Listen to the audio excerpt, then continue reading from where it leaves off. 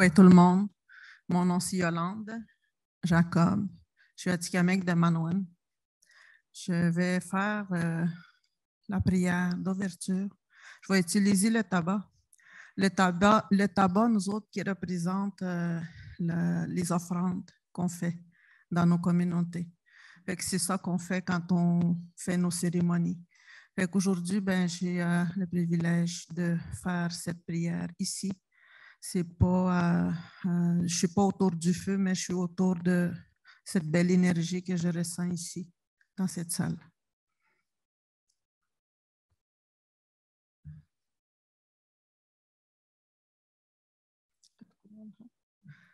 J'ai pris du tabac pour remercier, comme que je fais à chaque jour, à chaque matin, au lever du soleil. Je prends le temps, le moment, un temps pour moi, pour faire les prières. Prier pour moi-même en tant que maman et en tant qu'enfant intérieur qui est en dedans de moi.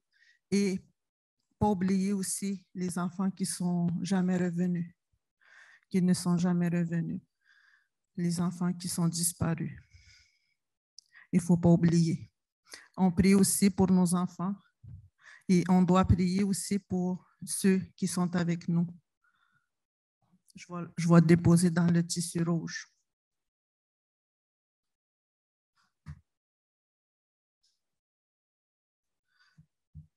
Je vais aussi me diriger vers le sud pour remercier toutes les mamans, pour me remercier en tant que maman et aussi remercier ma fille qui est maman, ma maman à moi qui est partie dans le monde des esprits. Remercier toutes les femmes qui sont ici et remercier toutes les mamans, toutes les grands-mamans aussi. Remercier la terre. Qu'est-ce qui représente, c'est le beau soleil qu'on a aujourd'hui. C'est ce que j'ai fait ce matin en faisant ma prière. Je vais déposer le tabac.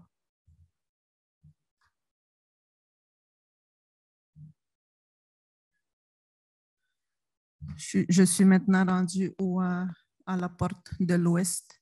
L'Ouest qui représente les deuils, qui représente aussi les peuples des Noirs, qui représente aussi nos deuils non résolus, nos deuils aussi qu'on vit en ce moment. Remercier aussi nos papas. Remercier tous les hommes aussi. Puis aujourd'hui, je vais déposer tous mes soucis de peur, de jugement à la porte de l'Ouest, au coucher du soleil.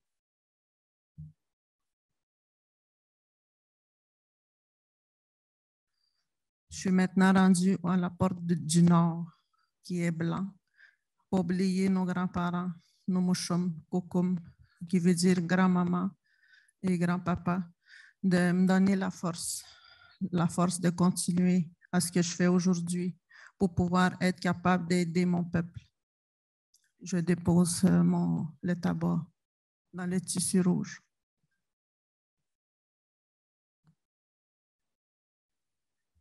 Je veux remercier aussi la Mère Terre, Aski, Negawena Aski, qui veut dire qu'est-ce qui nous porte.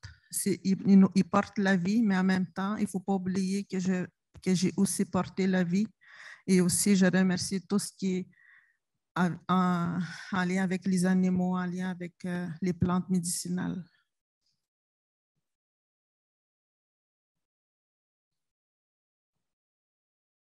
Je termine en remerciant Jemando, Kriata, Miigwech. Je remercie d'être encore là aujourd'hui au moment où je vous parle, où je suis en train de faire la prière. Miigwech Kaskina.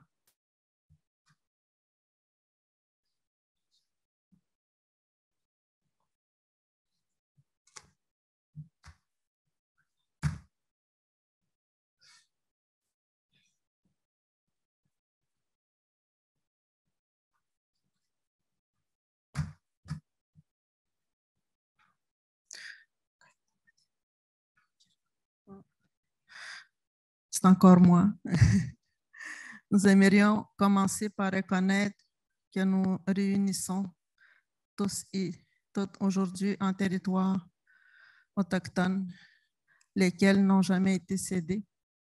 Nous reconnaissons que plusieurs nations autochtones sont gardiennes des terres et des eaux sur lesquelles nous trouvons tous et toutes aujourd'hui et nous les remercions pour leur hospitalité.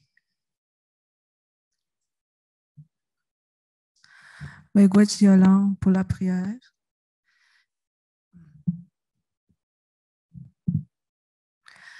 Moi, dans le fond, je vais vous parler des inégalités que les membres des Premières Nations vivent.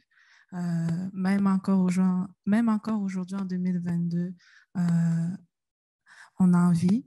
On peut penser à Joyce Echaquan, son décès.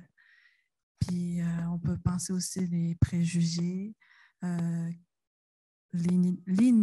j'ai du mal avec ce mot-là, inadéquation culturelle que des soins de santé par rapport aux Premières Nations qui peuvent en recevoir.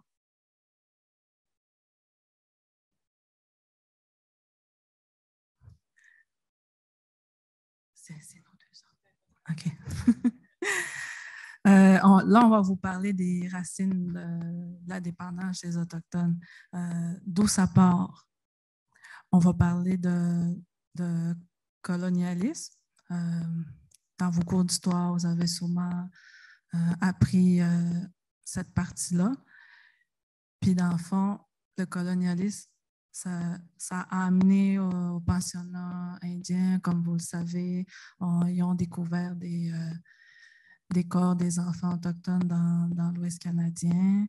On peut penser aussi au Ralph des années 60, à la dépossession territoriale, un peu comme que Yolande elle disait plus tôt. Puis par rapport aux pensionnats, on veut souligner qu'il y a la peur, il y a la honte, l'isolement, l'impuissance. On peut penser aux enfants qui ont vécu dans les pensionnats. Moi, si je me mettrais à sa place, c'est sûr que j'aurais peur, j'aurais honte de ma culture. Il y a eu de l'isolement, ils sont partis de leur communauté, de l'impuissance aussi. On peut penser aux parents.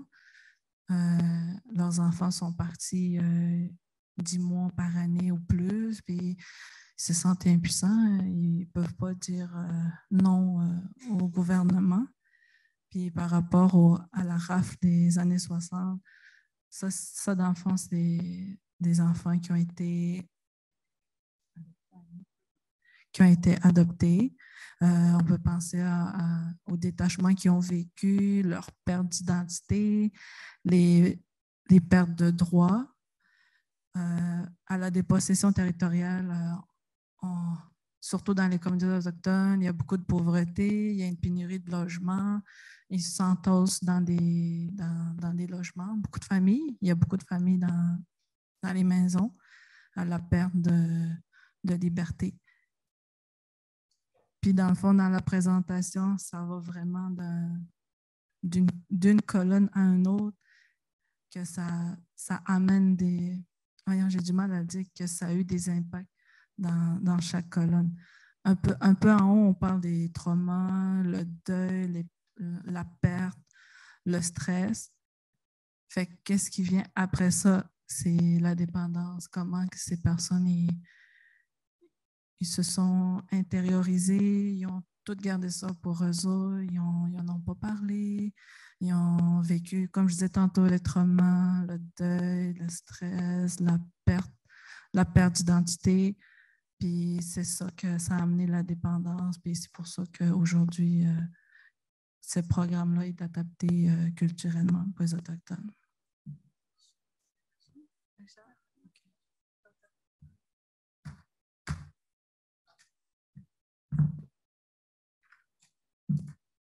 Merci les filles. Comme Marie-Pierre a dit, vous le savez, il y a encore beaucoup d'inégalités sociales dans les communautés autochtones et inuites, mais il y a aussi des inégalités qui relèvent de l'offre de services. Donc, une offre de service qui, souvent, ce n'est pas partout, je ne veux pas généraliser, mais qui repose sur des modèles qui s'inscrivent dans des perspectives plus d'abstinence et qui ne rejoignent pas toutes les personnes qui peuvent, par exemple, être aux prises, non pas avec un problème sévère de consommation, mais avec un problème qui est plus modéré, disons ça comme ça, donc, ou une consommation à risque. Alors, aujourd'hui, on va vous parler là, j'ai tendance, le réflexe, c'est de vous parler souvent de sage-usage parce que je baigne dedans, c'est ma vie, c'est mon quotidien depuis maintenant 2017, mais on va vous parler aujourd'hui de 3 projets, essentiellement donc de sage-usage. On va vous parler de Cap sur la famille. Jennifer va venir vous voir dans quelques minutes. Puis on vous a parlé tout à l'heure de membres de l'entourage, puis je pense que c'est pas mal les mêmes personnes, donc je ne reviendrai pas sur membres de l'entourage. Mais donc 3 projets qui sont vivants ou qui veulent le demeurer. Qui évoluent. On va vous présenter en quoi qu'ils ont évolué. Ils ont beaucoup changé, notamment en sage-usage a beaucoup, beaucoup changé depuis sa naissance il y a quelques années.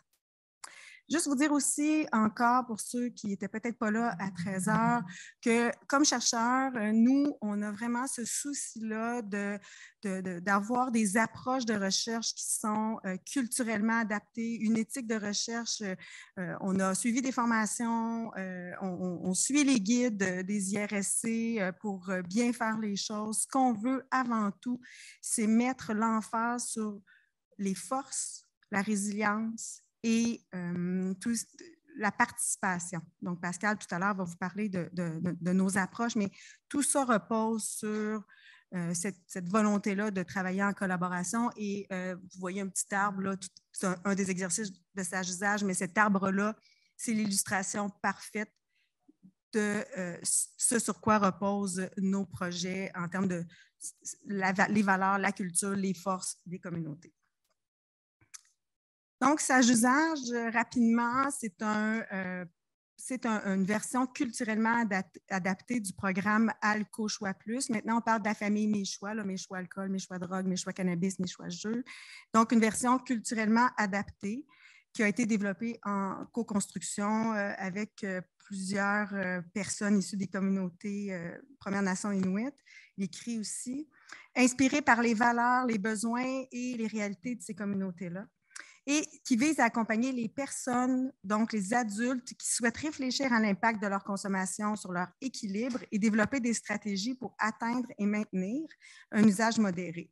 Les bases théoriques, vous avez deviné, la réduction des méfaits, l'approche cognitive comportementale, mais aussi, je dirais, de façon très, très ça transpire partout dans le programme, la question de des approches motivationnelles. Donc, c'est un programme qui est très motivationnel. Jennifer.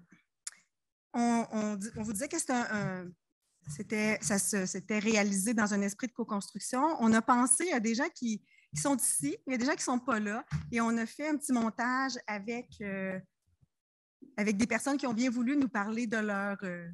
c'est quoi la question de leur lien avec sage-usage?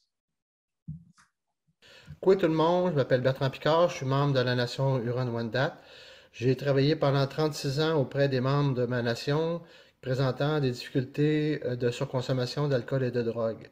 J'ai également collaboré avec l'équipe de chercheurs à l'adaptation culturelle du programme Alco-Choix en programme Sage-Usage. Le programme Sage-Usage présente pour moi suffisamment d'éléments d'information et de réflexion pour mesurer l'impact de votre consommation dans différentes sphères de votre vie. C'est un programme aussi qui respecte nos valeurs, la culture et surtout vos choix. Alors, bonne réflexion et bonne démarche thérapeutique. Oui, je suis Franco-Louis de la communauté de Wendake. Et ce qui me vient en tête quand je pense à sage-usage, c'est beaucoup la réduction des méfaits et un bien-être quelconque dans un esprit sain, dans un corps sain. Alors voilà, merci.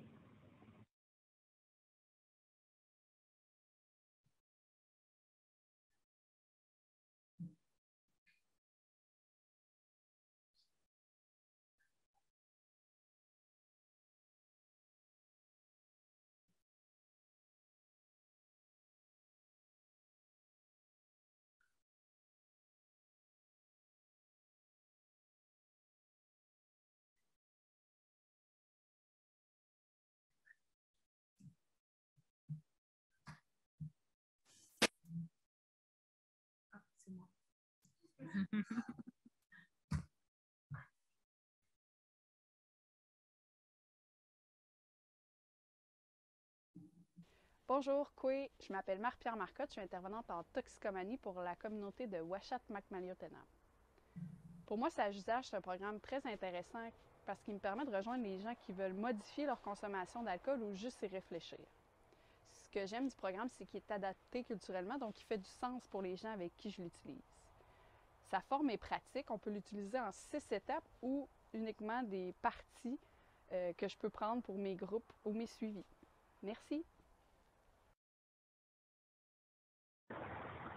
Oui, je m'appelle Catherine Fontaine, je viens de la communauté de Ouachat-Macmaliotena. Je travaille pour le service communautaire de IPOM. Je suis intervenante toxico. Bientôt, je vais suivre la formation pour pouvoir donner le programme Sage Usage. J'ai bien hâte. Merci, bye.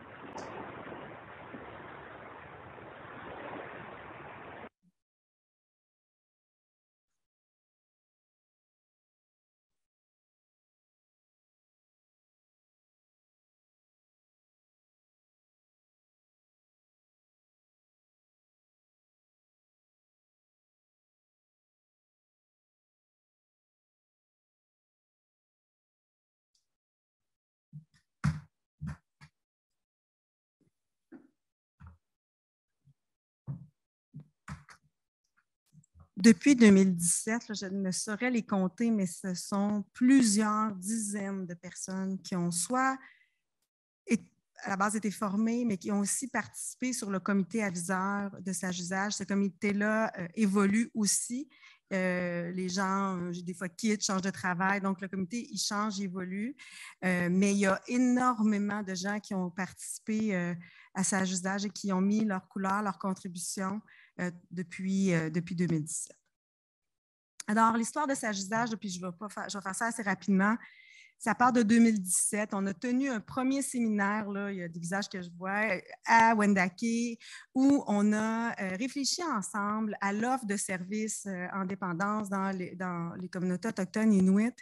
Et je ne regarde pas mes notes parce que je connais tellement, peut-être que je voulais dire autre chose, mais ça a mis en lumière le besoin de travailler au développement d'une offre de services. Et les gens, à ce moment-là, certaines personnes ont dit, certaines nations ont dit, bien, nous, on serait prêts à embarquer dans un processus d'adaptation culturelle d'un programme de boire modéré et on a fait le choix là, ensemble d'adapter Alcochois plus.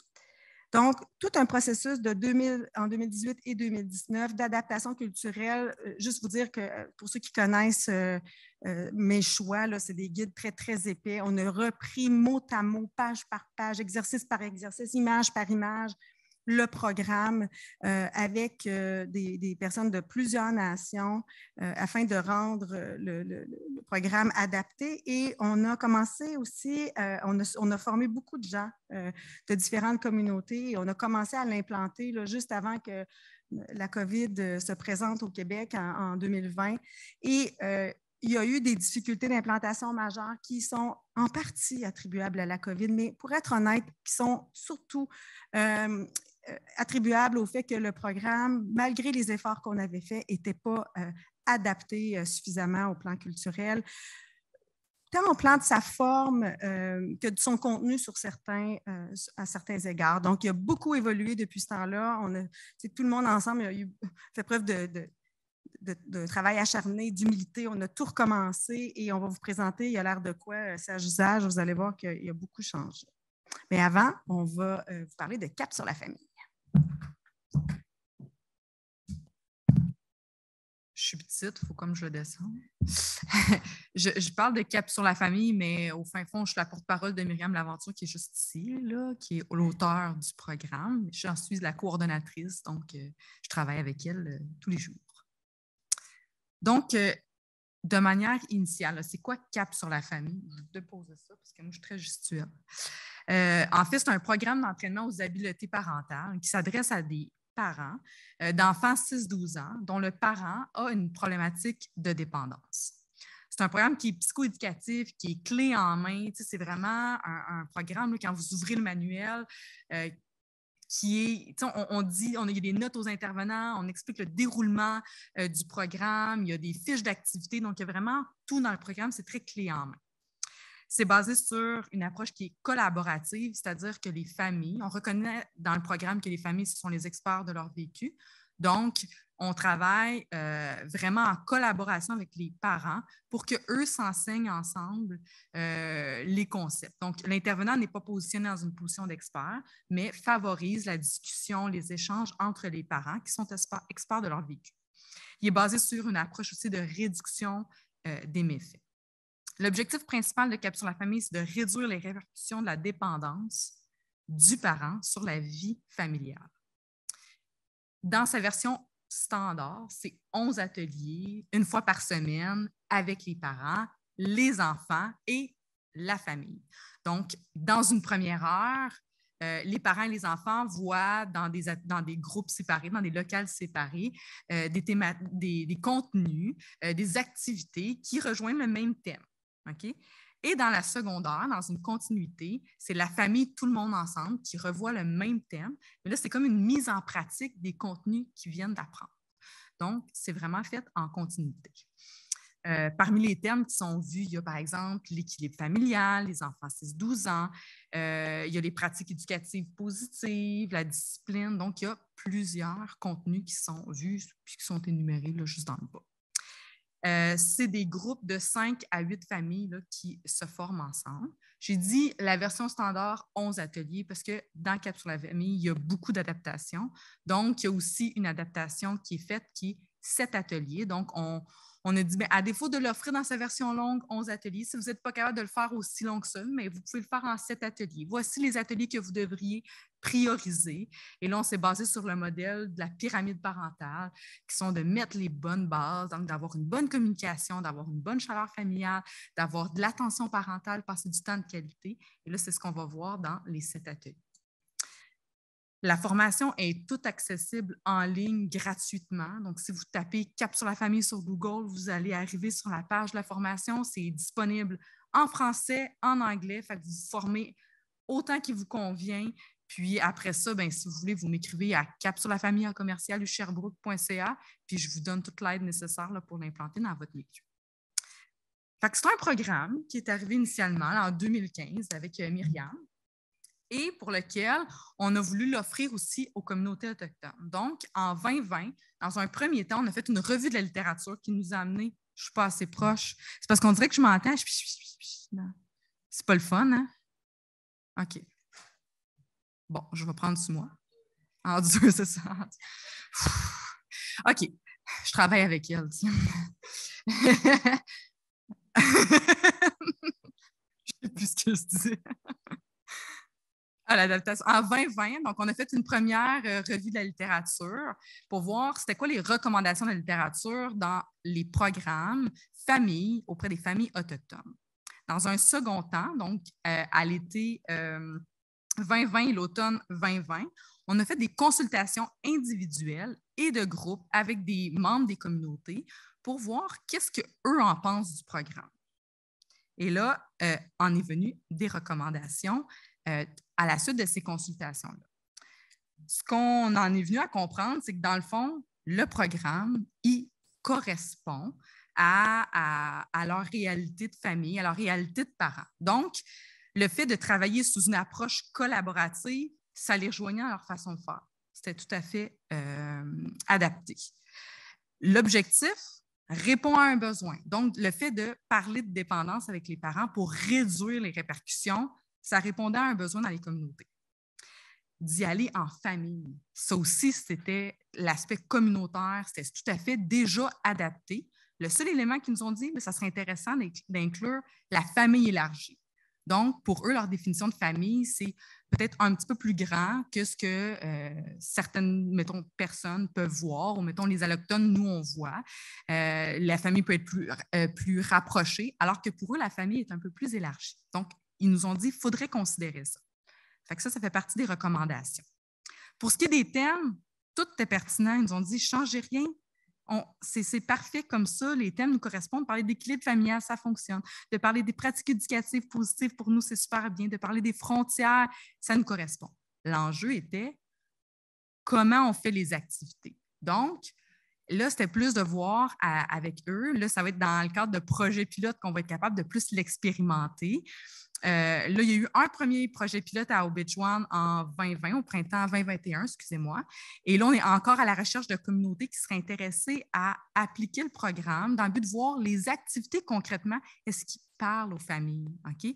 Fait que là, c'est de voir cet élément-là. C'est ce qui nous reste à faire. On est encore dans un processus d'adaptation culturelle, mais ce qu'on sait, c'est que nos thèmes y correspondent. Dans l'expérimentation du programme, dans les recommandations, puis dans l'expérimentation Obidjwan, ce qu'on s'est fait dire, c'est que, nous autres, c'est un gros manuel, le programme, avec des notes aux intervenants, ce qui n'est pas dans la tradition des communautés, qui est plus une tradition orale.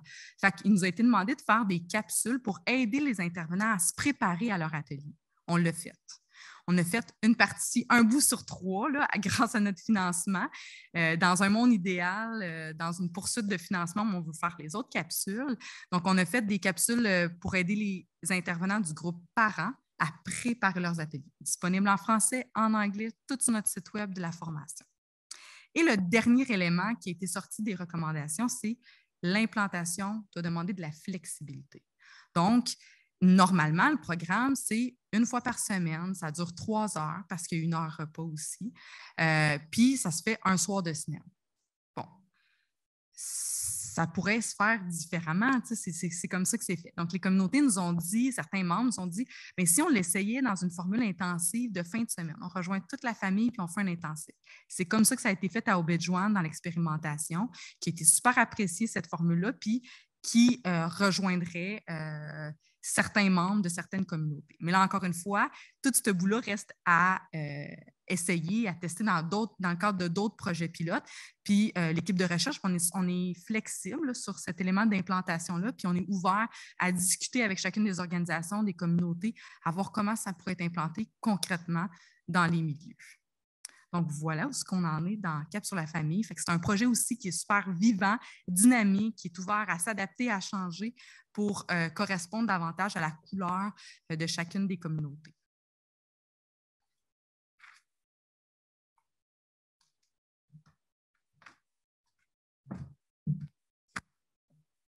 Le projet membre de l'entourage, en fait, je n'en parlerai pas, mais peut-être juste en 1 minute parce que, je pense que je vais te laisser en parler, Marc-Pierre, en 1 minute, attends-tu? Nous l'écrire parce qu'il y a peut-être des gens en ligne qui n'étaient pas là au lancement, de dire c'est quoi le projet des fiches. Est-ce que tu serais à l'aise de le nommer? Ouais. En résumé, je laisse aller. En résumé, 1 minute, top chrono. Dans le fond, membre d'entourage, c'est un projet qui a été fait avec Chantal. Puis, on a fait 6 fiches infographiques. On l'a présenté à 1 heure tantôt. Puis, dans le fond, dans ces 6 fiches-là, on a présenté des thèmes: dépendance, codépendance, prendre soin de soi, motivation, communication, motivation, je l'ai peut-être déjà dit. Puis, c'est vraiment juste une fiche, c'est juste une page comme ça. Sur la première page, c'est une bande dessinée vraiment simple à comprendre. De l'autre côté, ça parle vraiment du thème, admettons, dépendance, c'est quoi la dépendance, les formes de dépendance. C'est vraiment bref, simplifié pour donner des informations, donner des outils aux membres de l'entourage qui vivent avec une personne qui a une dépendance. Fait que c'est vraiment simple à utiliser pour l'intervenant, pour le membre de l'entourage, pour les membres de la communauté. C'est tout. Merci, Marie-Pierre. Ce n'était pas prévu qu'elle fasse ce boulot. Merci. Alors, ça aussi, c'est un programme vivant, comme j'ai dit tout à l'heure, mais comme je vous redis maintenant, c'est un programme qui va évoluer. Je suis pas mal convaincue que d'ici 1 an, 2 ans, 3 ans, bien, il va y avoir des petites différences qui vont se présenter. Il va y avoir des nouvelles modalités qui vont se présenter aussi. Il y a peut-être des idées qui vont naître du fait que chaque communauté s'approprie ce projet-là, chaque bande dessinée. Alors, on verra comment, c'est excitant parce qu'on va voir comment les choses vont évoluer pour membres de l'entourage. Donc, les thèmes dont Marie-Pierre vient de vous parler.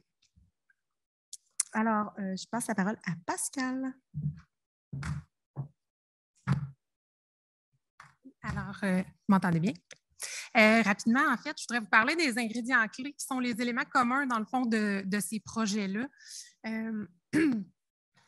qui cherchent à s'inscrire, dans le fond, dans une approche qui est participative communautaire.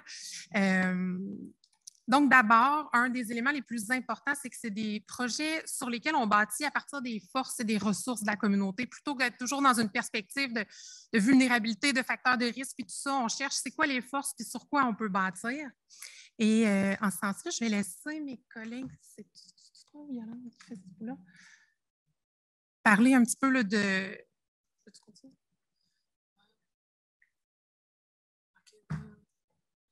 Je pense que j'ai un blanc de mémoire. OK, c'est à moi. C'est à moi cette partie-là. OK.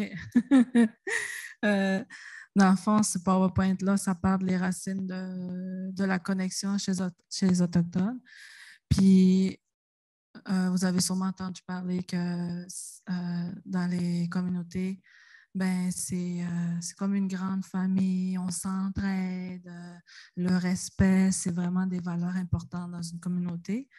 Puis la famille, les amis, encore une fois, c'est des valeurs très importantes. La culture, la tradition, pratiquer la culture, la chasse, la pêche, la nation, le territoire. Tantôt, Yolande y a parlé un peu aussi des territoires non cédés. Puis quand on parle de famille, ben, ça vient avec l'amour, l'inclusion, les buts dans une famille. Je n'ai pas parlé aussi des amis. La culture, tradition, ça vient avec l'identité, le pouvoir, l'attachement à sa culture. Moi, d'enfant, je suis Atikamekw-Innu, c'est deux nations différentes. Après ça, nation et territoire, on peut penser à la stabilité, aux relations, à l'autonomie. Ça, l'autonomie, c'est un thème abordé quand même souvent depuis quelques années. Avant, l'autonomie, ce n'est pas quelque chose qui était souvent parlé, mais on prend de plus en plus de place les Autochtones. Puis après ça, on est rendu dans la guérison, la joie, les liens, la paix aussi. Puis ce qui amène, c'est sûr, à la connexion. Puis à côté, c'est écrit sécurité, l'amour, la créativité, la reprise de pouvoir. Je pense que ça, je le soulignerai en jaune. La participation, la détermination, générosité, les émotions. Ça fait pas mal le tour des racines de connexion chez les Autochtones. Merci beaucoup, Marie-Pierre. Donc, comme je disais, c'est notre premier gros morceau, notre premier ingrédient clé, comme Marie-Pierre vient de l'expliquer, c'est de dire on va miser là-dessus, sur les ressources, sur les forces.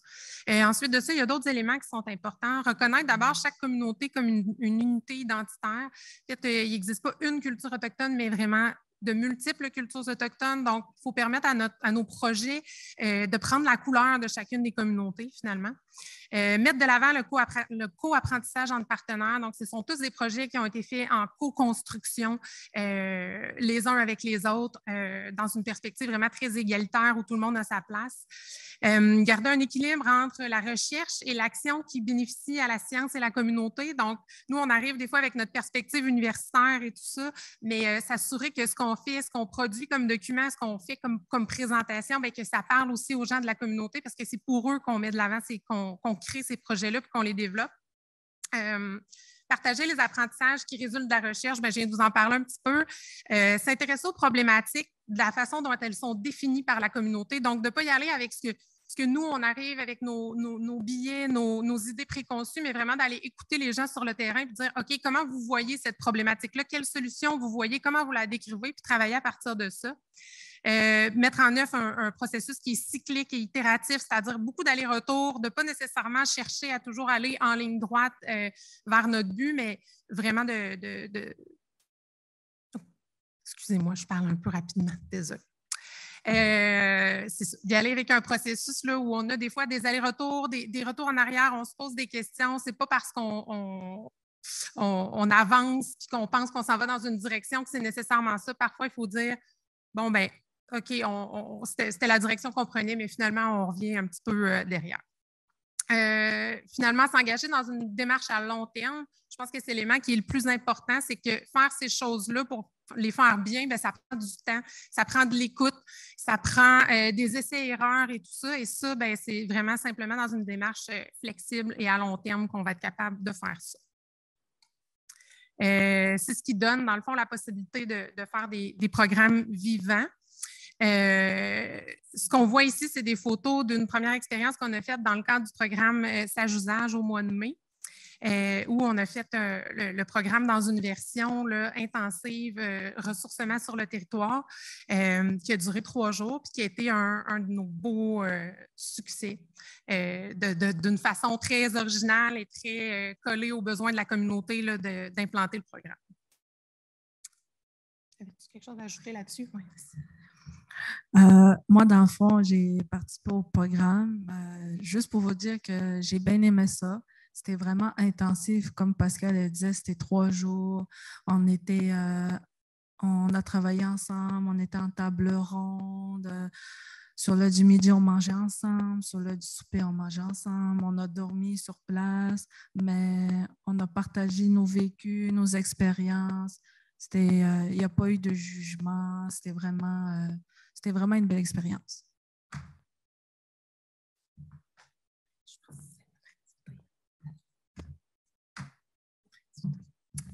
Maintenant, Yolande et Marie-Pierre vont vous présenter une activité qu'on fait qui fait partie du programme Sage-Usage. Ce que je n'ai peut-être pas dit tantôt, parce que je pense que je le dis plus tard, mais je pense que c'est important que je le dise maintenant. Normalement, le programme Sage-Usage, c'est un programme qui, à la base, un peu comme l'a dit Marie-Pierre Marcotte dans la vidéo, se donne sur une fréquence d'1 fois par semaine pendant 6 semaines, avec des objectifs très définis d'une semaine à l'autre pour amener la personne, d'une part, à prendre conscience de sa consommation, de faire des choix par rapport à ce qu'elle veut faire avec le nombre de consommations, par exemple, par semaine. Tranquillement aussi aller vers une réflexion sur ses valeurs là, dans un esprit motivationnel. Une autre semaine, on travaille de se fixer des objectifs. Après, on travaille nos situations à risque, nos déclencheurs. Bref, dans le programme initial, 6 phases. Dans le programme, je dirais, plus classique dans sa formule de base. Quand je vous disais tout à l'heure qu'on s'est rendu compte assez rapidement que notre programme, il était bien beau là, visuellement, puis c'était génial. Il n'était pas adapté culturellement. C'est pas vrai que c'est facile pour les gens qui habitent loin, qui n'ont pas de transport. Le contexte faisait que d'aller 1 fois par semaine, rencontrer un intervenant dans un bureau, de faire cette formule-là, ça ne fonctionnait pas très bien. Ça fonctionne, mais ça ne fonctionne pas partout.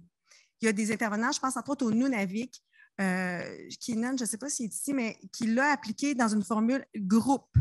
Keenan, il a fait le programme à quelques reprises, mais dans une formule groupe, ça s'est très bien passé. Mais aussi, on s'est rendu compte qu'il y a des intervenants qui nous disaient « Moi, j'aimerais ça le faire, Sage-Usage, mais pas tout au complet. Je peux-tu utiliser des outils? » Puis là, au début, on était là « Non, le programme, c'est une seule. » Puis un jour, on s'est dit « Bien là, on va arrêter d'être rigide. Là. Si les outils servent, bien pourquoi pas? » On a aussi eu des demandes. On s'est rendu compte que bien, pourquoi le faire toujours dans une formule hebdomadaire ou mensuelle? Pourquoi pas le faire en formule ressourcement? Et là, on a eu cette demande-là qui est venue de la communauté d'Obedjouan initialement, à laquelle la communauté de Mingan s'est joint à la communauté de Pessamit avec Anita Rock. Et on a fait pendant 3 jours, et Marie-Pierre s'est joint à nous, il y avait Yolande, il y avait plein de gens. Pendant 3 jours, on était près de 20 personnes où on a animé, il y avait comme animateur, là, il y avait Joël Tremblay, Myriam Laventure, il y avait Pascal, il y avait moi, il y avait aussi Gloria Malek qui nous a aidés. Donc, on était toute une équipe pour appliquer Sage-Usage dans cette nouvelle formule-là qu'on a appelée ressourcement. D'ailleurs, on s'en va le faire une prochaine fois, une seconde fois sur le territoire Innu, sur la base Côte-Nord, dans le nord de Pessamit, sur un territoire là, dans le courant du mois de novembre. Bref, tout ça pour dire qu'il y a plusieurs formules maintenant de Sage-Usage. Ça arrivait-tu plus tard, ça, dans la présentation? Ou j'ai juste oublié de le dire? On ne le présentait pas? Bien, je vous le présente. Là. Donc, maintenant, Sage-Usage, il peut être offert en formule classique, il peut être offert en formule ressourcement, il peut être offert en formule décloisonnée. Aujourd'hui, puis là, j'arrête de parler, on s'est dit que ce serait le fun de vous le faire vivre une petite partie de sage-usage. Donc, on va animer avec vous, on va faire ça avec vous. Vous avez reçu une copie, soit en français ou en anglais, de l'exercice. Vous trouvez ça peut-être très épais, là, mais vous allez comprendre pourquoi c'est fait comme ça. Ce n'est pas tout ça qu'on remet aux participants normalement. Puis là, je vois que mon bras droit est gauche, je vais intervenir. Bien. J'aurais dû mettre des talons hauts. Puis pendant que Chantal parlait, j'ai déposé aussi sur le chat. Donc, pour ceux qui sont en ligne, vous avez la version en français puis en anglais. Fait que vous pouvez ouvrir celle qui vous convient. Donc, je passe la parole à Marie-Pierre et Yolande. Résistez pour l'instant d'aller voir à la fin c'est quoi. Laissez-nous. Une étudiante autochtone m'a dit un jour, Chantal, mets ta rame dans le canot. C'est le plus beau conseil que j'ai jamais eu de ma vie. Fait que je vous invite à mettre votre rame dans le canot puis à écouter Marie-Pierre. Là, j'ai envie de prendre le micro. J'ai envie de marcher un peu. Si tu veux prendre un micro. Ah, ça fait du bien de marcher un peu. Là, vous me voyez tous? Oui, c'est bon. Puis dans le fond, on va vous faire vivre une activité qu'on fait dans le programme Sage Usage. Ça s'appelle les déclencheurs de ma consommation d'alcool. Puis les stratégies pour les affronter. Puis dans le fond, c'est quoi le but de l'activité? C'est vraiment d'identifier les déclencheurs. Qu'est-ce qui m'amène à trop consommer?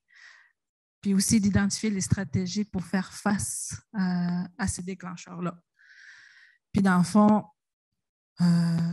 je sais que tout le monde consomme l'alcool modérément, sévèrement, puis chaque personne est unique dans le fond. Puis c'est sûr que dans une situation donnée, dans la vie courante, il doit y avoir des situations des déclencheurs qui t'amènent à trop consommer. Je ne sais pas, moi, tu entends une chanson qui te rappelle ta jeunesse. Puis là, tu te dis, ah, ça me rappelle mes brosses. Vous devez vous dire ça. Ben, ça, c'est un déclencheur. Si tu entends la toune en question, ça te ramène dans ta tête, dans ta mémoire. Ça peut être un déclencheur de vouloir consommer. Puis dans le fond, ça peut venir de nulle part, ces déclencheurs-là. Ça revient, ça repart. Je ne sais pas c'est quoi vos déclencheurs. C'est différent pour chaque personne.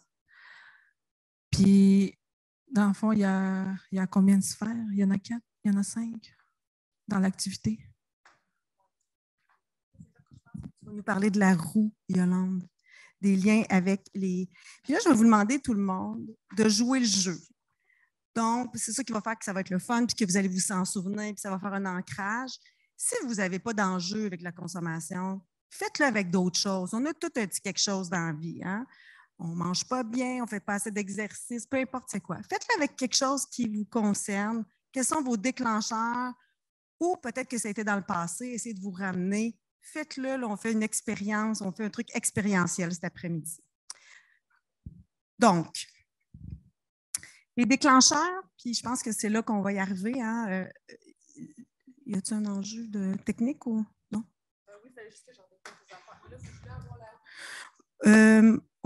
on n'a pas besoin de l'avoir, mais juste vous dire peut-être que dans l'exercice, on s'adresse à vous, vous êtes des intervenants, fait qu'on s'adresse à vous là, comme pour que vous puissiez l'animer. Le tableau il est divisé selon les sphères de la roue. Puis là, c'est peut-être, est-ce que ça tente d'en parler un petit peu ou pas? Arrêt de médecine. Ah, tu voulais l'avoir pour la présenter. OK, oui, bien c'est bon. On est-tu capable de la retrouver? Oui, c'est juste que c'est sur mon ordinateur. Il faut un délai d'aller chercher quelque chose sur mon ordinateur. Elle n'est pas dans le PowerPoint au début? Si on n'a pas une image de la roue?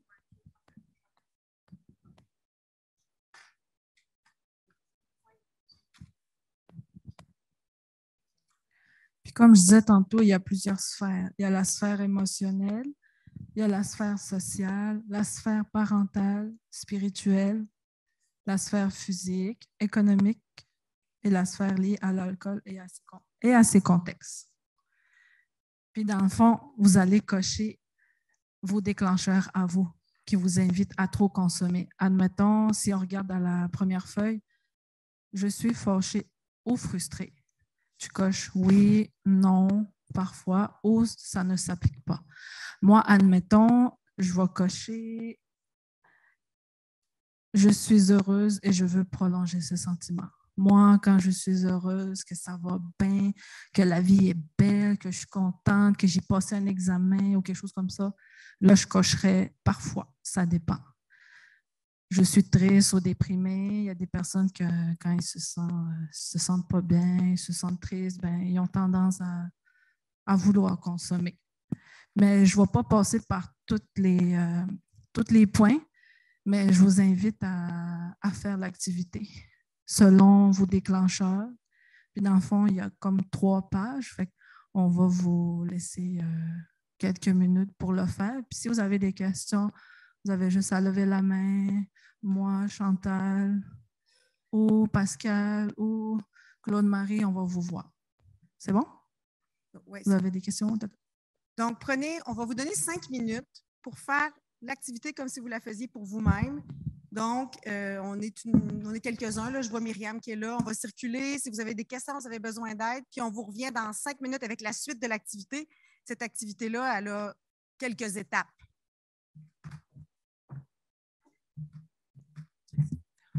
Est-ce que c'est clair? Oui? Parfait, merci.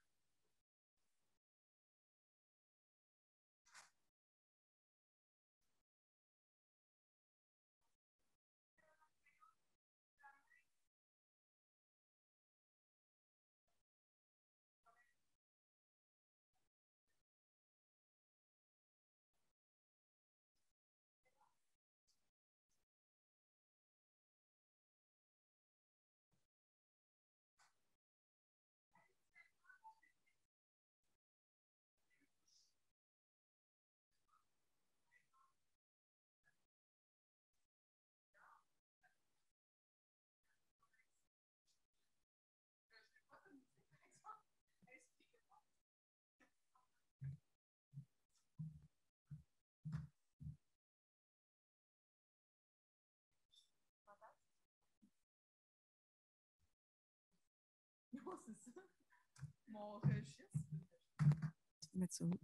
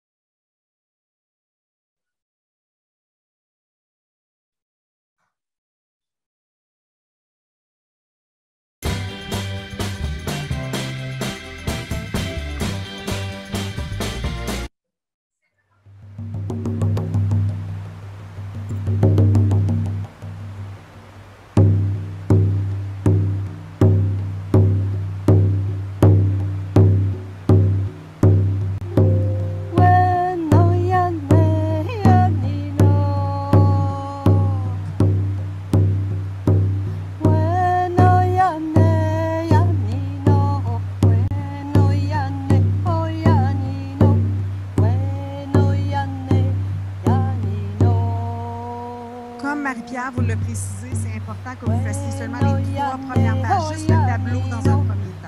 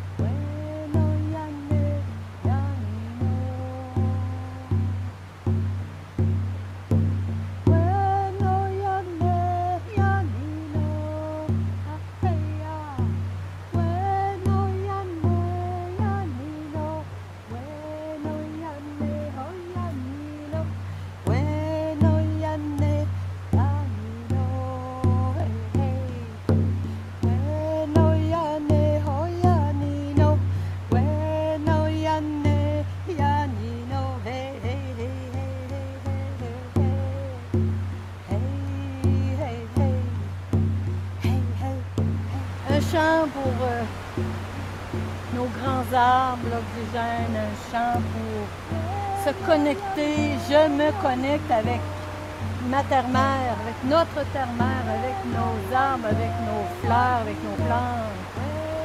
Je dirige mon regard vers le nord. J'adresse mes prières dans cette direction car là se trouvent mes parents. Je remercie mon frère du clan du chevreuil, Yoskenonton, pour la sagesse. Je dirige mon regard vers l'est. J'adresse mes prières.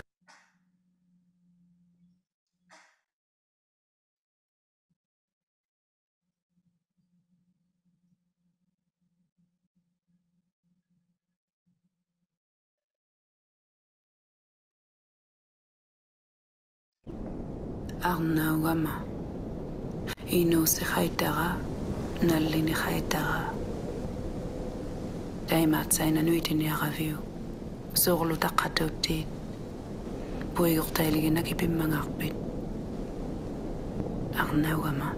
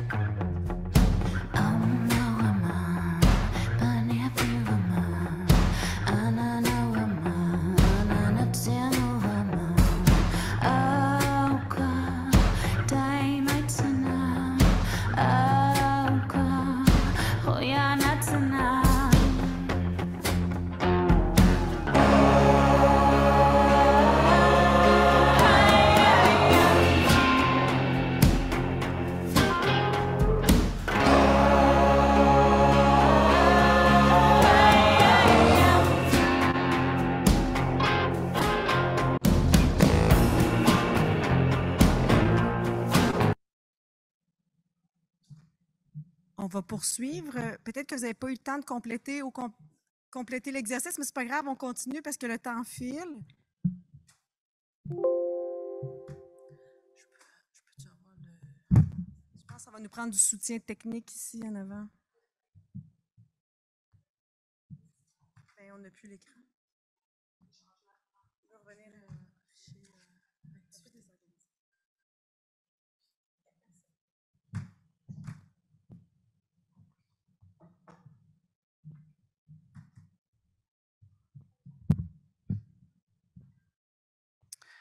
Est-ce que vous avez eu le temps de faire l'activité? C'est bon. Puis là, dans le fond, je vais vous inviter à aller dans cette page. Est-ce qu'elle est numérotée? Non. Puis dans la deuxième partie de l'activité, ce qu'on va faire, c'est on va choisir les déclencheurs, 4 principaux déclencheurs. On va l'inscrire sur la goutte d'eau. Puis en bas, où il y a stratégie, où il y a l'attente, on va mettre les stratégies pour nous aider à éviter à les affronter en lien avec la consommation. Si je peux vous donner un exemple, on en a un ici. Puis dans le fond, le personnage, il s'appelle John. Puis lui, ses stratégies, c'est les suivantes. Ses stratégies, excusez, ses déclencheurs. Ses déclencheurs, c'est que je suis en colère. Ça, c'est son premier déclencheur. Puis, à la place d'aller consommer, qu'est-ce qu'il faisait? C'était quoi ses stratégies? C'est qu'il respirait profondément, excusez. Il y a les techniques de respiration, puis il pensait à des personnes qu'il aime. Admettons, ses neveux, ses parents. Aussi, la deuxième déclencheur, c'est quand il partait à la chasse. Il avait tendance à consommer quand il partait à la chasse. Puis c'est quoi ses stratégies? C'est que il partait à la chasse avec des personnes qui consommaient peu ou pas. il accepte que la chasse peut être moins agréable pendant la période de changement et que peu à peu, le plaisir, il va revenir. L'autre déclencheur, c'est qu'il avait vraiment envie de dire à quelqu'un ce qu'il pense vraiment. Fait que c'est quoi ses stratégies à lui? C'est préparer son message, le dire calmement, en parlant au « je », c'est important, puis à réfléchir à ce qu'il va dire. Puis son dernier déclencheur à John, c'est qu'il boit par habitude. Puis c'est quoi ces stratégies qu'il a mis en place? C'est qu'à place de prendre une bière, il boit un thé, un café, un thé. On va y aller avec ça, un thé. Il s'en allait marcher au retour du travail. Puis ça, c'est vraiment un exemple de déclencheur, de stratégie. C'est sûr que vous aurez vos propres stratégies à vous, que vous avez déjà mis en place, que vous voulez mettre en place. Puis dans les pages prochaines, il y a vraiment une liste de suggestions stratégiques pour affronter les déclencheurs. Puis ça, c'est tout en lien avec les sphères que j'ai nommées tantôt. Vous pourrez regarder, trouver des stratégies qui viennent vous chercher, qui vous dit « Ah, ça, je veux l'utiliser plus tard » ou bien « Ah, je l'utilise en ce moment ». Fait que, comme je disais tantôt, chaque personne est différente. Vous pouvez avoir des stratégies qui n'est pas nécessairement dans la liste, puis c'est bien correct tant que ça puisse vous aider. Merci, Marie-Pierre. Donc, on va vous laisser 5 minutes. Reprenez votre tableau. Regardez les 4 déclencheurs de quand vous consommez, vous dépassez un petit peu la limite de consommation. Allez les mettre dans les gouttes d'eau. Ça se peut qu'il y en ait 10, mais peut-être qu'il y en a 1, 2, 3 ou 4 qui vraiment, chez vous, font plus de sens.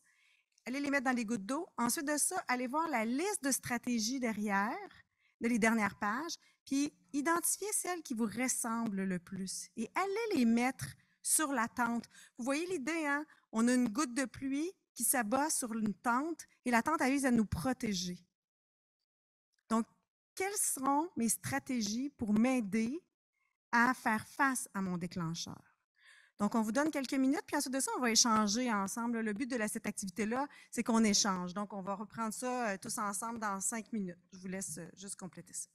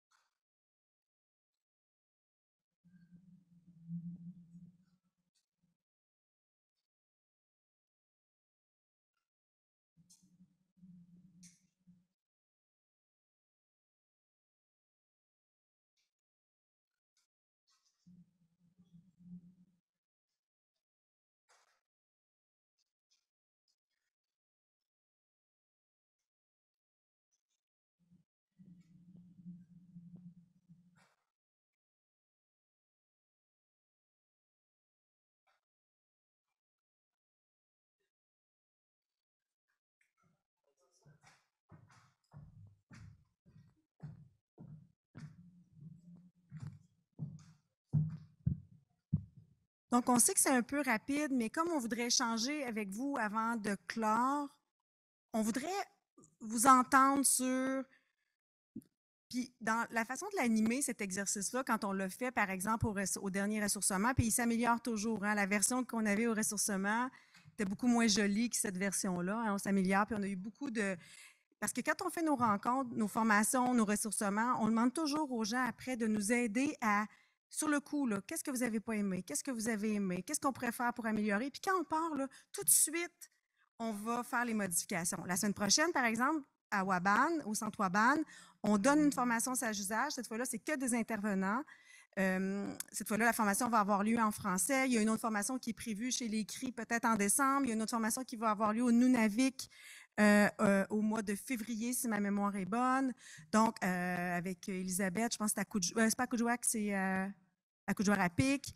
Donc, chaque fois qu'on fait une formation, on améliore l'outil. Le but, c'est quand on dit des programmes vivants, c'est des programmes qui veulent être près du terrain. Puis je ne dirais pas ma conclusion tout de suite, mais j'ai comme presque envie de la dire, mais je vais me taire. Alors, j'aimerais ça vous entendre maintenant. Comment vous avez trouvé ça de faire cet exercice-là?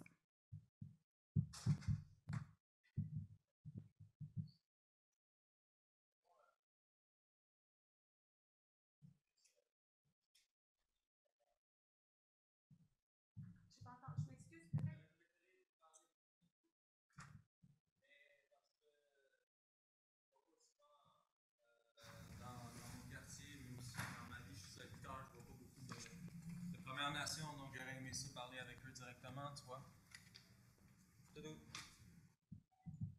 Bien, on va avoir la chance de le faire tout à l'heure. On va pouvoir échanger. Je vous invite à le faire. Je pense que ce soit Eden, Yolande, Marie-Pierre, ils vont être super contentes de vous parler. Est-ce que c'est un exercice qui fait sens pour vous que d'identifier les déclencheurs? Oui? Oui? Vas-y, Eden.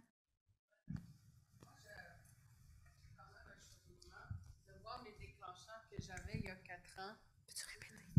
Allô? Oh. J'ai fait l'exercice, puis je regardais mon profil que j'avais il y a 4 ans. Puis de voir que je maintiens mes stratégies encore aujourd'hui après 4 ans, de le voir visuellement, là, ça me surprend. C'est pas juste, je pense que c'est pas juste un outil pour une personne qui a un problème de consommation actuel. Mais ça permet de voir aussi à la personne qui a un cheminement qu'est-ce qui a continué là-dedans, qu'est-ce qui a maintient. Merci. Merci, Eden. Beau commentaire, effectivement. Et je pense aussi qu'une des choses qui a été soulevée par des participants, c'est que ces outils-là de sage usage peuvent être utilisés avec des gens en post-traitement. Donc, des gens qui vont faire un séjour dans un centre de traitement pendant plusieurs semaines, plusieurs mois. À la sortie, vous pouvez, comme intervenant, accompagner ces gens-là en utilisant les outils de sage usage aussi. Oui, il y a une question? Moi, c'est moi. Je parle fort, c'est correct? Oui, moi, je me demande juste si les gens à la maison vont entendre. Donc, c'est bon. En fait, moi, je suis enseignante également, puis pour vrai, je trouve que c'est toujours important de faire le même exercice aux étudiants, à toute personne de toute façon. Là. Moi, ce que ça m'a rappelé, c'est, premièrement, j'ai adoré les stratégies. Ce qui est difficile, c'est souvent de trouver des moyens concrets, applicables, qui vont faire du sens pour soi. Donc, moi, j'ai adoré aussi l'image de la tente parce que, bref, si on parle d'attachement, de sécurité, on peut le prendre à toutes les sauces, mais moi, ça me rappelle ça aussi, la tente, la goutte d'eau, la protection, mais je trouve que l'image vient beaucoup chercher les gens en dépendance. Puis moi, ça m'a fait une résonance instantanément. J'ai fait « Ah, c'est la maison », mais peu importe le sens que tu y donnes, je trouve ça intéressant de voir comment que ça peut être applicable à chaque personne. Ça m'amène aussi à vous dire que s'il y a des intervenants dans la salle qui travaillent avec une population qui est allochtone, vous pouvez aussi utiliser ces outils-là s'ils font sens pour les personnes que vous accompagnez. Il n'y a pas de souci. Oui, bonjour. J'ai trouvé ça vraiment bien parce que je trouvais que ça donnait une direction dans la réflexion sans se sentir influencé non plus parce que ça ne vient pas à travers quelqu'un qui te pose des questions. Tu lis au début, c'est toi face à toi-même. Puis ensuite, même l'exploration des stratégies, je trouve ça va dans la lignée de l'empowerment, où est-ce que c'est la personne qui choisit ses stratégies par elle-même. Mais en même temps, pour avoir travaillé avec des personnes, je voulais vraiment leur dire, tu sais, c'est quoi tes moyens à toi? Puis eux, il y avait un peu un manque d'options. Puis je me retrouvais un peu dans l'optique de je veux pas recommander des options parce que là, je suis en train d'influencer ton choix. Je veux que ça vienne de toi. Donc, face à ces enjeux-là, je trouve que c'est un super bel outil qui vient un peu redonner justement le pouvoir de choix à la personne qui le fait au lieu de le faire porter par l'intervenant. Fait que, absolument. C'est très motivationnel. C'est pas nous qui mettons les mots dans la bouche de la personne, c'est la personne qui choisit elle-même ce qui fait sens pour elle. Vous avez remarqué que c'est divisé selon les sphères de la roue. Donc, on s'intéresse à la sphère physique, la sphère mentale, la sphère spirituelle, la sphère émotionnelle, la sphère relationnelle, la sphère communautaire. Bref, on fait le tour des différentes sphères qui sont importantes dans la vie humaine. D'autres commentaires?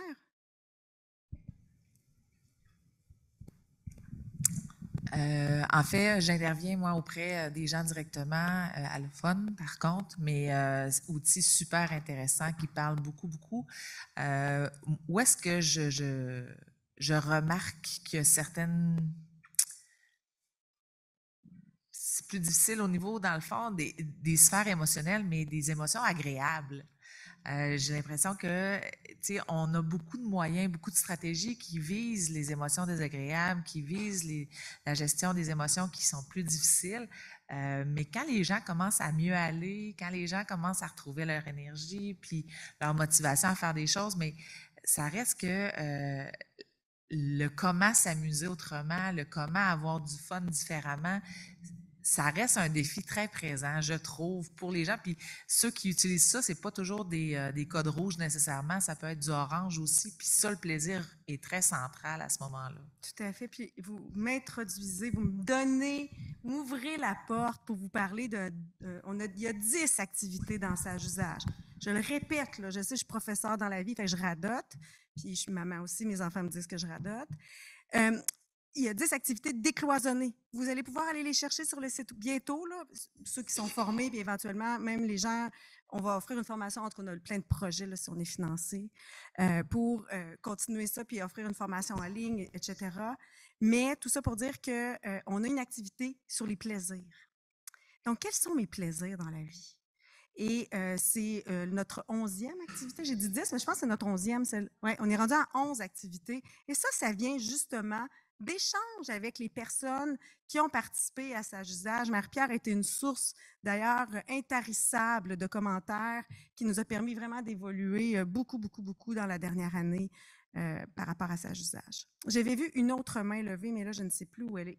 I have the mic. Drake, il faut que tu parles en français parce que tu comprends que les gens qui ont le micro... Sinon, ça fait comme un bizarre... OK, je vais parler en français. OK, super. S'il te plaît.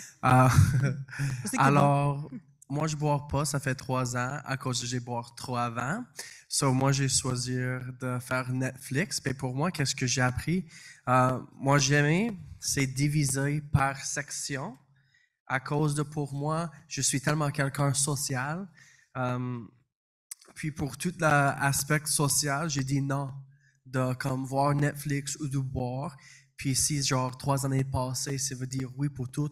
Puis moi, je trouve, pour moi, mes défis, c'est quand je suis comme stressé, alors c'est une bonne utile pour naviguer, mais aussi préciser et où pour toi. Alors pour moi, maintenant, je garde un enfant, puis c'est comme toutes les questions, comme avec des enfants parentaux, c'est comme oui, c'est stressant, tu sais, ou l'école. Moi, je trouve que c'est bon, c'est divisé. Puis pour moi, qu'est-ce que j'ai appris, même si je ne bois pas, j'en ai un personality addictive. Parce que j'ai dit oui quand même de regarder Netflix tout le temps quand je suis stressé. Ça, c'est bon, je ne bois pas. C'est juste ça. Génial comme commentaire. Merci beaucoup. Ouais. Bilingue. Je cours en arrière. Je vais aller ici, puis après ça, toi. En fait, oui, c'est vraiment un bel outil. J'ai bien apprécié, entre autres, la sphère parentale. En tout cas, je pense que je vais le reprendre avec ma population allochtone.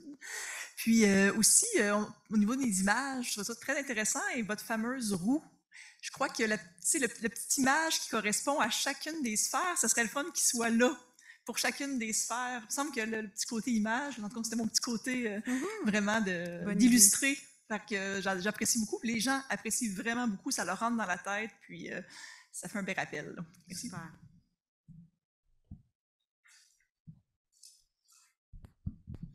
Bien, je trouve que l'outil, moi, c'est vraiment clair. Puis je trouve que ça félicite aussi parce qu'avec la clientèle avec laquelle on travaille, souvent, on va leur demander c'est quoi les déclencheurs. Puis on dirait qu'ils vont avec ce qu'ils voient, ce qu'ils connaissent, mais des avoirs écrits, ça rouvre d'autres portes aussi à des choses qu'eux autres n'auraient peut-être pas pensé, même nous aussi. Là. Puis des avoirs aussi en sphères divisées, je trouve que ça l'aide aussi à déterminer un peu plus c'est où le problème, où est-ce que tu consommes le plus aussi. Là. Absolument.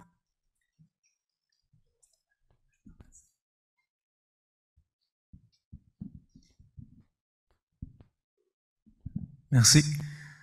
Moi, c'est ça, on avait dit tantôt qu'il fallait trouver le positif dans tout ce qui pourrait se passer, dans tout ce qui se passe. Le micro me gêne plus que quand je parle.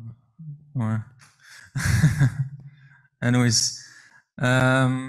Il faudrait focuser aussi sur le positif qui sort d'eux, puis qui doivent le montrer, au lieu de vivre leurs propres stéréotypes qui se mettent eux-mêmes à cause des autres qui les jugent. Fait qu'on devrait leur dire de vivre leur vie au lieu de s'améliorer tout le temps. Parce que c'est eux les premiers. Puis aussi, c'est ça. Il faut leur apprendre le self-respect, self-love, avant de commencer à parler de drogue. Parce que la drogue, honnêtement, tout le monde l'utilise. Puis 90% genre de la population mondiale, le thé, le café, c'est une autre drogue. Fait que merci de m'avoir écouté. Merci. J'ai envie de vous dire aussi que la façon de l'animer, cette activité-là, elle peut varier selon avec qui vous travaillez. Vous pouvez l'utiliser en individuel, évidemment. Vous pouvez l'utiliser en groupe. Moi, je vois très bien ça avec un échange, hein, quand on le fait en ressourcement, quand tout le monde a fini de compléter son questionnaire, bien, on a échangé en groupe. C'est quoi, toi, tes déclencheurs? C'est quoi, toi, tes stratégies pour faire face à tel ou tel type de déclencheur? C'est super riche. Et ça donne lieu à des liens, à des échanges en groupe. Les gens, puis là, il y a un atelier sur le groupe tout à l'heure, je ne sais pas si les gens sont ici, mais je trouve que ça permet là, de se lier. Et tu l'as bien dit tout à l'heure, Marie-Pierre, hein, quand on regarde comment s'en sortir pour les peuples autochtones, il y a toute la question de la connexion. Mais l'intervention de groupe, elle est utile. Les échanges en groupe en lien avec les activités sont super utiles dans ce sens-là. Oui? Oui. Ah, le micro. Je te voyais pas, tu es trop petite. Ouais. Ça, j'ai dit, j'aurais dû me mettre des talons.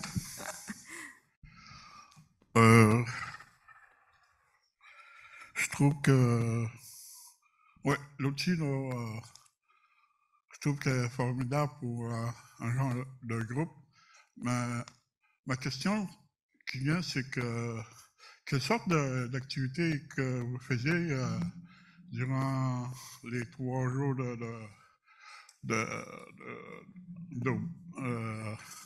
voyons. Pour le ressourcement? Oui. Parce que nous aussi, on veut essayer de commencer à faire un programme dans notre communauté, mais on a des activités traditionnelles qu'on fait durant la semaine, puis on veut peut-être essayer de le faire durant la fin de semaine, vu qu'on voit que c'est là qu'on voit qu'il y a plus de consommation dans nos fins de semaine. Dans les fins de semaine. Puis, c'est ça, ma question, ce serait, donc, sais-tu quelle sorte d'activité que vous faites? Bien, je vais essayer de vous faire ça, un petit résumé. Là. Quand on fait le ressourcement, puis Marie-Pierre, tu compléteras, il y a toujours un volet culturel très fort. Donc, sur les 3 jours que ça dure, il y a des activités traditionnelles qui sont choisies par les gens qui organisent, et chaque ressourcement prend la couleur de la communauté ou des communautés qui l'organisent. Donc, la dernière fois, c'était à Roberval à la Plume Blanche. La prochaine fois, c'était à Pessamit. Donc, on a fait des activités qui étaient culturelles, qui étaient en lien avec les communautés qui étaient présentes.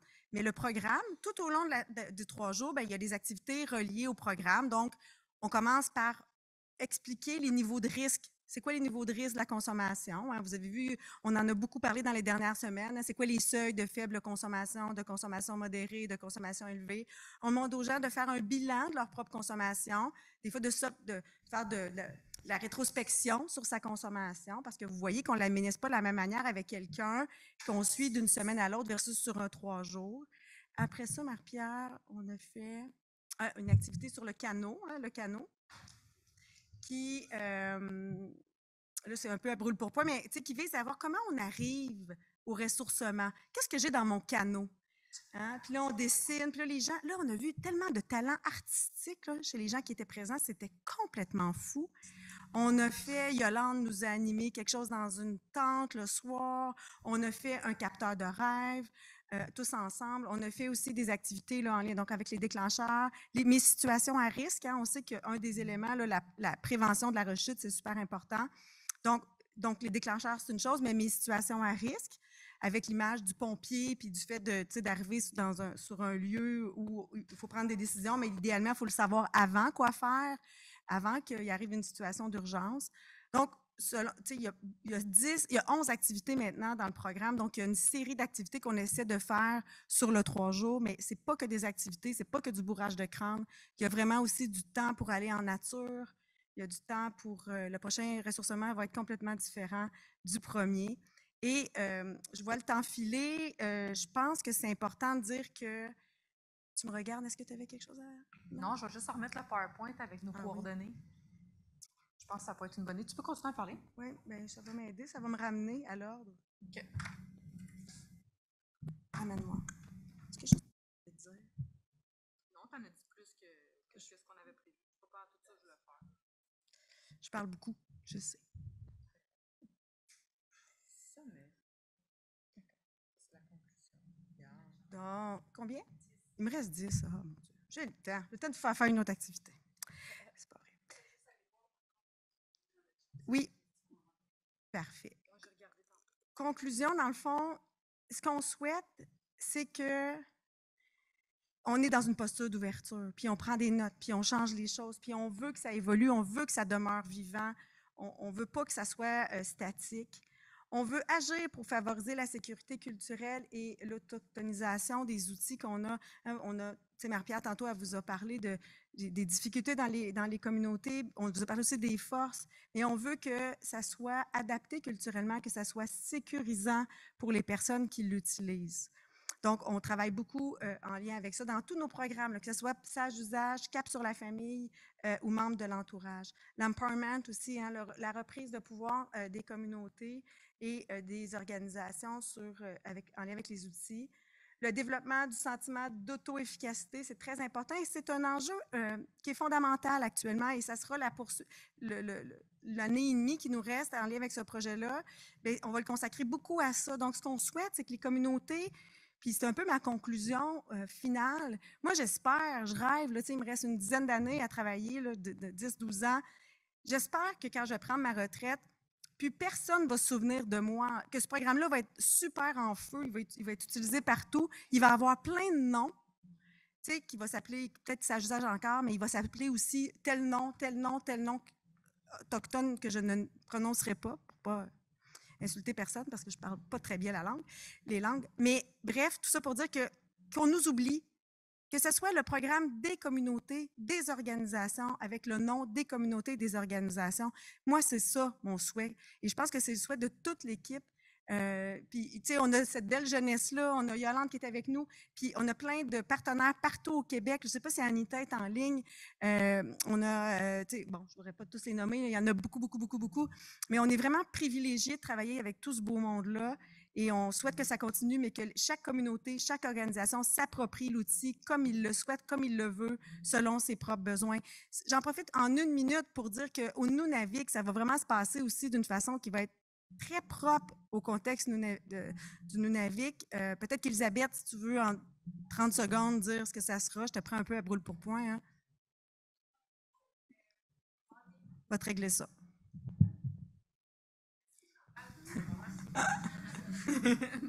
Je remerciais Chantal pour l'opportunité.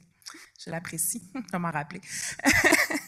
Au Nunavik, on va organiser un 3 jours de ressourcement en février. Avec plein de partenaires précieux qui vont être invités. L'objectif, c'est vraiment de former des équipes dans différentes organisations, donc à la fois dans les centres de santé qui sont nos services publics, mais aussi dans nos services communautaires d'intervention en dépendance. Puis, on s'enligne pour louer un établissement. Là. Rien n'est confirmé encore sur le choix final, mais pour l'instant, ça aurait lieu au Centre d'études nordiques à Kuujjuarapik qui nous offre un espace avec un accès au land, au territoire en proximité, mais également accès à des dortoirs, une cuisine commune, salle de conférence, donc où on pourra vivre à la fois la formation, mais aussi les activités pour les personnes qui seront là et tout ça annexé avec plein d'activités culturelles qui pourront être animées par nos précieux collègues qui ont ces savoirs riches-là.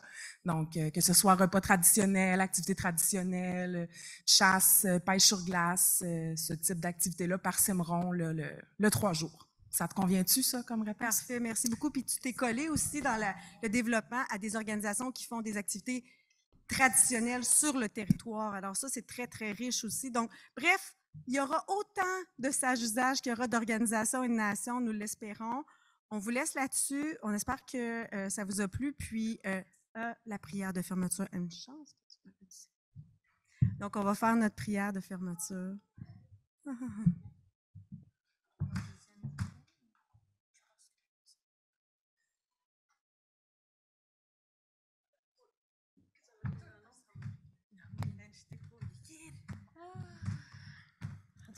Koikskina. Je m'appelle Eden Wisno. Puis ma chère collègue Yolande m'a entraînée dans ça. Ça m'arrive tout le temps. OK.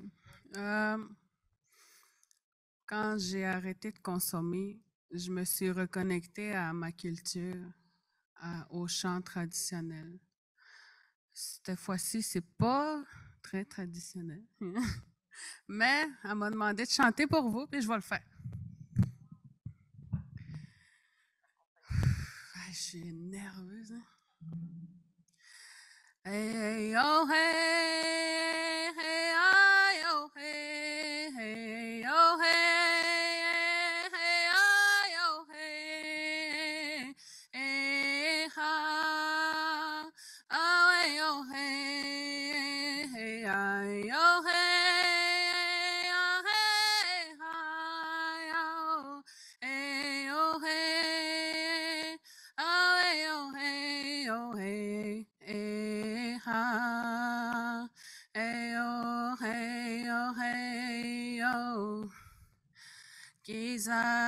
Zakiten mistahe kakike katski apako kakike kaya soche nichemos awe oh hey ha. Hey, oh, hey, oh, hey, hey, oh, hey, hey, ha, hey, oh, hey, yeah, hey, ha, oh, hey, oh, hey, oh, hey, oh, hey, oh, hey, hey, oh, hey.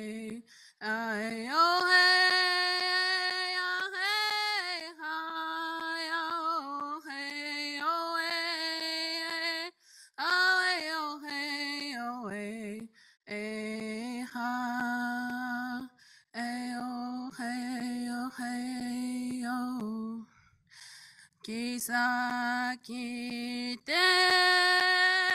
mistahe kakike katski apako kakike kaya soche niche yours.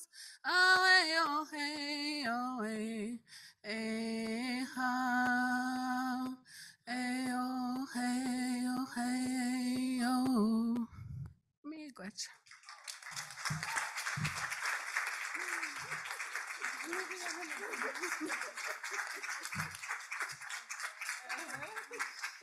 Thank you.